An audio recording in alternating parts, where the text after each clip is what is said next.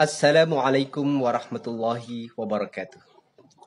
Membuat program Al-Quran di lembaga kita dengan memberikan target-target capaian hafalan Al-Quran kepada siswa itu bagus.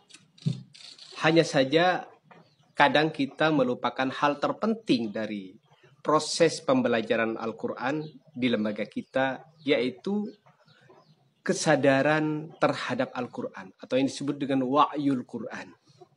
Kesadaran hati siswa agar mereka merasa betapa penting kita menghafal Al-Quran. Apa keuntungan ketika kita menghafal Al-Quran?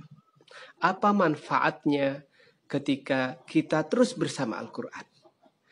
Kesadaran ini jauh lebih penting daripada target-target yang kita buat untuk santri kita. Apa sebabnya? Ketika kita hanya fokus kepada target-target tanpa membangun kesadaran terkait dengan wa'yul Quran atau kesadaran Al-Quran, kesadaran pentingnya bersama Al-Quran, maka yang terjadi siswa kita akan seperti robot. Datang ke lembaga dengan beban yang berat karena harus setor hafalan. Itu yang banyak terjadi. Dan juga guru mengajar juga seperti robot. Dikejar target bagaimana supaya siswanya mencapai target dari proses hafalan Quran. Apa yang terjadi ketika siswa kita seperti robot? Maka bisa dipastikan hafalan yang banyak dan berjus-jus itu akan segera hilang.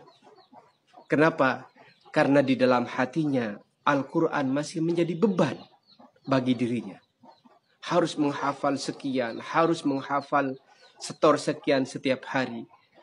Maka yang terjadi adalah siswa kita menjadi orang yang stres dengan hafalan Quran. Padahal seharusnya orang yang bersama Al-Quran adalah orang yang paling bahagia. Seharusnya orang yang bersama Al-Quran adalah orang yang paling gembira dan paling senang.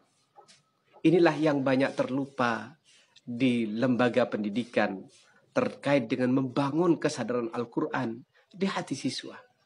Maka penting bagi kita para guru, setiap kali kita datang kepada siswa kita, maka terus-menerus wa'yul Quran atau kesadaran Al-Quran ini harus terus dibangun di hati-hati siswa.